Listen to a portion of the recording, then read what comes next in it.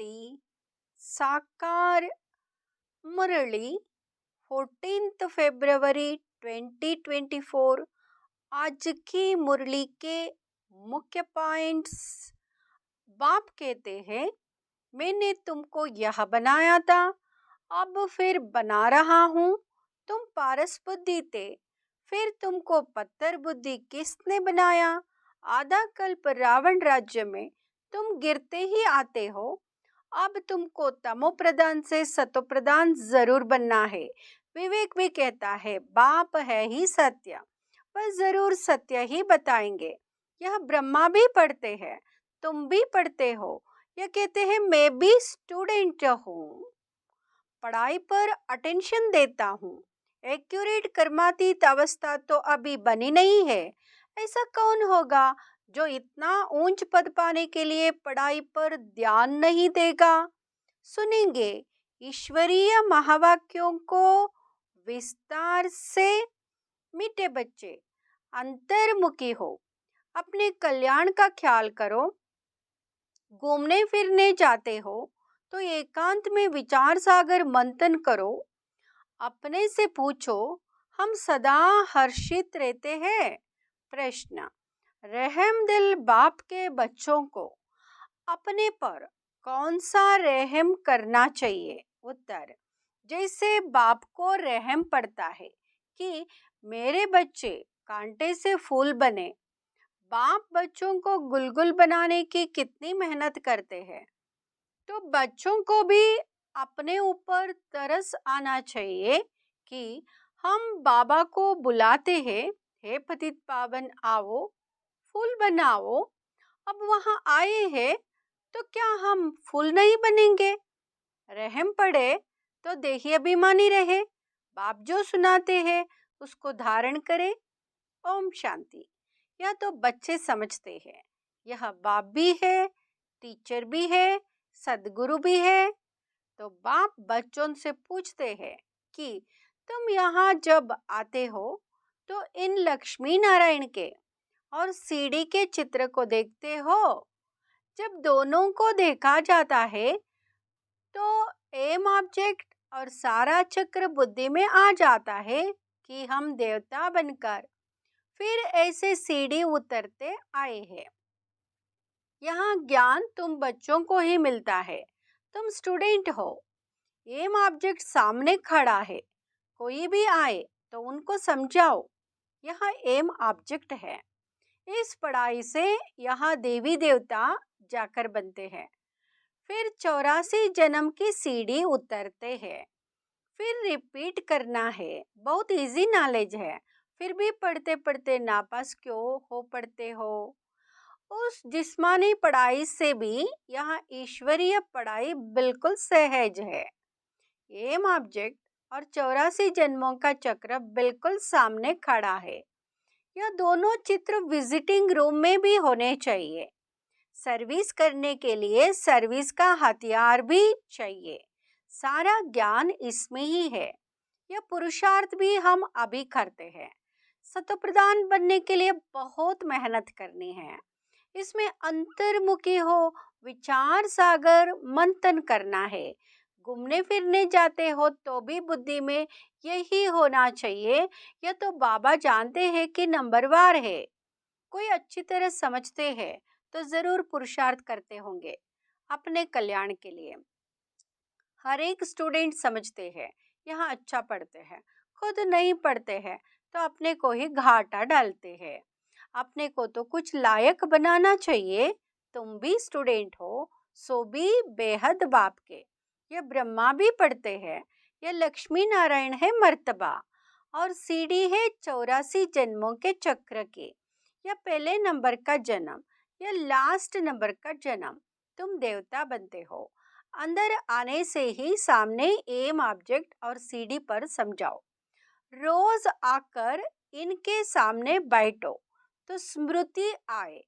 तुम्हारी बुद्धि में है कि बेहद का बाप हमको समझा रहे हैं। सारे चक्र का ज्ञान तुम्हारी बुद्धि में भरपूर है, तो कितना हर्षित रहना चाहिए। अपने से पूछना चाहिए कि हमारी वह अवस्था क्यों नहीं रहती? क्या कारण है जो हर्षित रहने में रोला पड़ता है? चित्र बनाते हैं कि बुद्धि में भी होगा कि यह हमारा भविष्य पद है, यहाँ हमारी एम ऑब्जेक्ट है और यहाँ 84 का चक्र है, गायन भी है, सहज राज्य योग। सो तो बाबा रोज समझाते रहते हैं कि तुम बेहद बाप के बच्चे हो तो स्वर्ग का वर्षा जरूर लेना चाहिए, और सारे चक्र का भी राज समझाया है तो जरूर वह याद करना पड़े। और फिर बातचीत करने के मैनर्स भी अच्छे चाहिए, चलन बहुत अच्छी चाहिए। चलते फिरते कामकाज करते बुद्धि में सिर्फ यही रहे कि हम बाप के पास पढ़ने के लिए आए हैं, यह ज्ञान ही तुमको साथ ले जाना है। पढ़ाई तो सहज है, परंतु अगर पूरी रीति नहीं पढ़ेंगे तो टीचर को जरूर यह ख्याल रहेगा कि अगर क्लास में बहुत डल बच्चे होंगे तो हमारा नाम बदनाम होगा, इजाफा नहीं मिलेगा, गवर्नमेंट कुछ नहीं देगी। यह भी स्कूल है ना, इसमें इजाफा आदि की बात नहीं, फिर भी पुरुषार्थ तो कराया जाता है ना। चलन को सुधारो, दैवी गुण धारण करो, कैरेक्टर अच्छे चाहिए। बाप तो तुम्हारे कल्याण के लिए आए हैं, परंतु बाप के श्रीमत पर चल नहीं सकते। श्रीमत कहे यहाँ जाओ तो जाएंगे नहीं, कहेंगे यहाँ गर्मी है, यहाँ ठंडी है। बाप को पहचानते नहीं कि कौन हमको कहते हैं। यह साधारण रथ ही बुद्धि में आता है, वहाँ बाप बुद्धि में आता ही नहीं है। बड़े राजाओं का कितना सबको डर रहता है, बड़ी अथॉरिटी होती है। या तो बाप कहते मैं गरीब निवास हूँ, मुझ रचता और रचना के आदि मध्य अंत को कोई नहीं जानते। कितने ढेर मनुष्य है, कैसी कैसी बातें करते हैं, क्या क्या बोलते हैं, भगवान क्या चीज होती है यह भी जानते नहीं। वंडर है ना। बाप कहते मैं साधारण तन में आकर अपना और रचना के आदि मध्य अंत का परिचय देता हूँ। 84 की यह सीढ़ी कितनी क्लियर है। बाप कहते मैंने तुमको यहाँ बनाया था, अब फिर बना रहा हूँ। तुम पारस बुद्धि थे, फिर तुमको पत्थर बुद्धि किसने बनाया? आधा कल्प रावण राज्य में तुम गिरते ही आते हो। अब तुमको तमो प्रधान से सतो प्रधान जरूर बनना है। विवेक भी कहता है बाप है ही सत्य, वह जरूर सत्य ही बताएंगे। यह ब्रह्मा भी पढ़ते हैं, तुम भी पढ़ते हो। यह कहते हैं मैं भी स्टूडेंट हूँ, पढ़ाई पर अटेंशन देता हूँ। एक्यूरेट कर्मातीत अवस्था तो अभी बनी नहीं है। ऐसा कौन होगा जो इतना ऊंच पद पाने के लिए पढ़ाई पर ध्यान नहीं देगा? सब कहेंगे ऐसा पद तो जरूर पाना चाहिए। बाप के हम बच्चे हैं तो जरूर मालिक होने चाहिए। बाकी पढ़ाई में उताराई चढ़ाई तो होती ही है। अब तुमको एकदम ज्ञान का तंत मिला है। शुरू में तो पुराना ही ज्ञान था, धीरे धीरे तुम समझते ही आए हो। अभी समझते हैं, ज्ञान तो सचमुच अभी हमको मिलता है। बाप भी कहते हैं आज मैं तुमको गुह्य गुह्य बातें सुनाता हूँ। फट से तो कोई जीवन मुक्ति पा नहीं सकता, सारा ज्ञान उठा नहीं सकता। पहले यह सीढ़ी का चित्र तोड़े ही था। अब समझते हैं, बरोबर हम ऐसे चक्र लगाते हैं, हम ही स्वदर्शन चक्रधारी है। बाबा ने हम आत्माओं को सारे चक्र का राज समझा दिया है। बाप कहते हैं तुम्हारा धर्म बहुत सुख देने वाला है। बाप ही आकर तुमको स्वर्ग का मालिक बनाते हैं। औरों के सुख का टाइम तो अभी आया है, जबकि मौत सामने खड़ा है। यहाँ एरोप्लेन बिजलियाँ आदि पहले नहीं थी, उन्हों के लिए तो अभी जैसे स्वर्ग है। कितने बड़े बड़े महल बनाते हैं, समझते हैं अभी तो हमको बहुत सुख है। लंदन में कितना जल्दी पहुंच जाते हैं, बस यही स्वर्ग समझते हैं।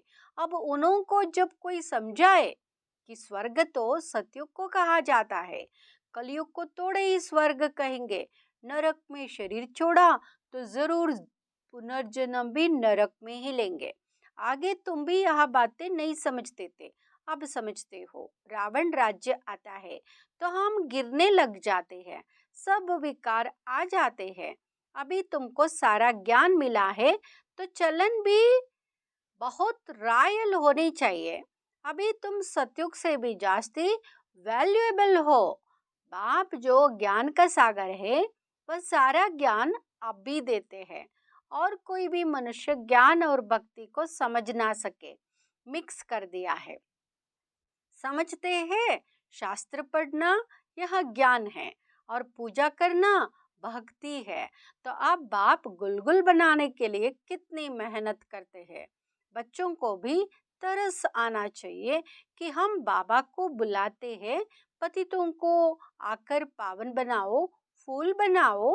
अब बाप आए हैं तो अपने पर भी रहम करना चाहिए। क्या हम ऐसे फूल नहीं बन सकते? अब तक हम बाबा के दिल तख्त पर क्यों नहीं चढ़े हैं? अटेंशन नहीं देते। बाप कितना रहम दिल है। बाप को बुलाते ही है पति दुनिया में कि आकर पावन बनाओ, तो जिससे बाप को रहम पड़ता है, ऐसे बच्चों को भी रहम पड़ना चाहिए। नहीं तो सदगुरु के निंदक टोर ना पाए। यह तो किसको स्वप्न में भी नहीं होगा कि सदगुरु कौन। लोग गुरुओं के लिए समझ लेते हैं कि कहाँ श्राप ना दे देवे, अकृपा ना हो जाए। बच्चा पैदा हुआ, समझेंगे गुरु की कृपा हुई। यहाँ है अल्पकाल के सुख की बात। बाप कहते बच्चे अपने पर रहम करो, देही अभिमानी बनो तो धारणा भी होगी। सब कुछ आत्मा ही करती है। मैं भी आत्मा को पढ़ाता हूँ। अपने को आत्मा पक्का समझो और बाप को याद करो। बाप को याद ही नहीं करेंगे तो विकर्म विनाश कैसे होंगे? भक्ति मार्ग में भी याद करते, हे भगवान रहम करो। बाप लिबरेटर भी है तो गाइड भी है। यहाँ भी उनकी गुप्त महिमा है। बाप आकर सब बतलाते हैं कि भक्ति मार्ग में तुम याद करते हो, मैं आऊंगा तो जरूर अपने समय पर, ऐसे जब चाहूँ तब आऊँ यहाँ नहीं। ड्रामा में जब नोंद है तब आता हूँ, बाकी ऐसे क्यालत भी कभी नहीं आते हैं। तुमको पढ़ाने वाला वह बाप है, यह भी उनसे पढ़ते हैं।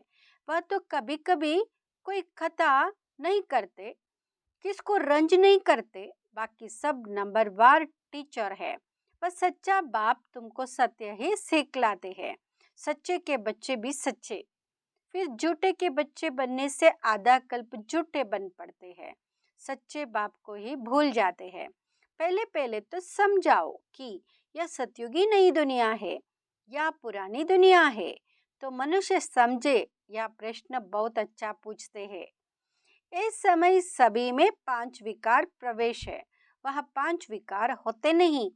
यहाँ है तो बहुत सहज बात समझने की, परंतु जो खुद ही नहीं समझते तो वह प्रदर्शनी में क्या समझाएंगे? सर्विस के बदले डिसर्विस करके आएंगे।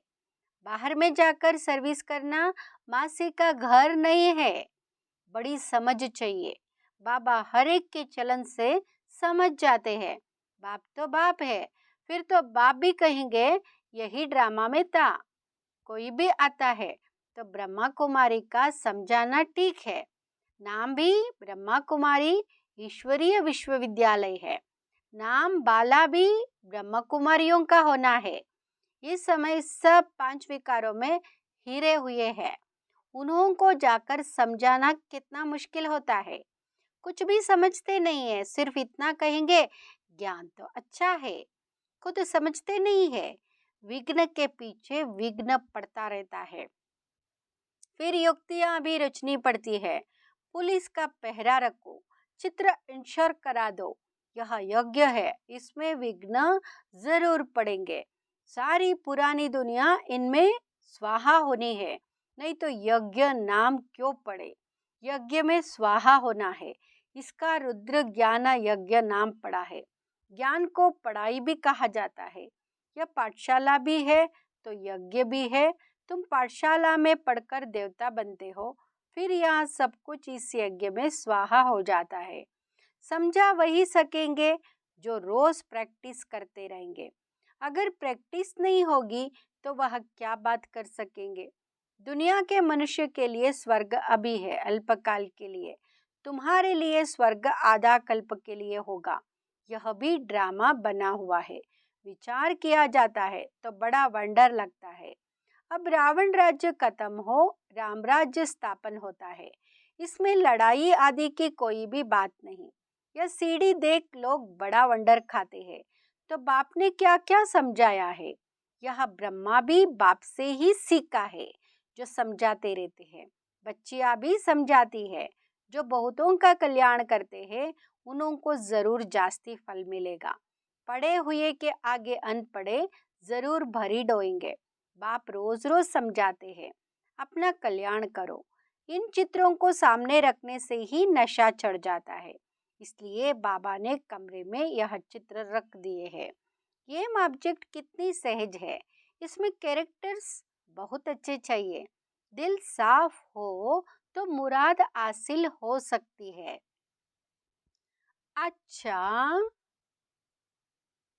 मीठे मीठे सिकिलदे बच्चों प्रति माता पिता बाप दादा का याद प्यार और गुड मॉर्निंग। रूहानी बाप की रूहानी बच्चों को नमस्ते। हम रूहानी बच्चों की रूहानी माता पिता बाप दादा को याद प्यार, गुड मॉर्निंग और नमस्ते। शुक्रिया बाबा। धारणा के लिए मुख्य सार। फर्स्ट, सदा स्मृति में रखना है कि हम बेहद बाप के स्टूडेंट हैं। भगवान हमें पढ़ाते हैं, इसलिए अच्छी तरह पढ़कर बाप का नाम बाला करना है। अपनी चलन बड़ी रायल रखनी है। दूसरा, बाप समान रहमदिल बन कांटे से फूल बनना है और दूसरों को फूल बनाना है। अंतर्मुखी बन अपने व दूसरों के कल्याण का चिंतन करना है। वरदान, हलचल में दिल शिकस्त होने के बजाय बड़ी दिल रखने वाले हिम्मतवान भाव। हलचल में दिल शिकस्त होने के बजाय बड़ी दिल रखने वाले हिम्मतवान भाव। हिम्मतवान भाव। कभी भी कोई शारीरिक बीमारी हो, मन का तूफान हो, धन में या प्रवृत्ति में हलचल हो, सेवा में हलचल हो, उस हलचल में दिल शिकस्त नहीं बनो, बड़े दिल वाले बनो। जब हिसाब किताब आ गया, दर्द आ गया, तो उसे सोच सोच कर दिल शिकस्त बन बढ़ाओ नहीं, हिम्मत वाले बनो। ऐसे नहीं सोचो हाय क्या करूं, हिम्मत नहीं हारो। हिम्मतवान बनो तो बाप की मदद स्वतः मिलेगी। स्लोगन, किसी की कमजोरी को देखने की आंखें बंद कर मन को अंतर्मुखी बनाओ। किसी की कमजोरी को देखने की आंखें बंद कर मन को अंतर्मुखी बनाओ। ओम शांति।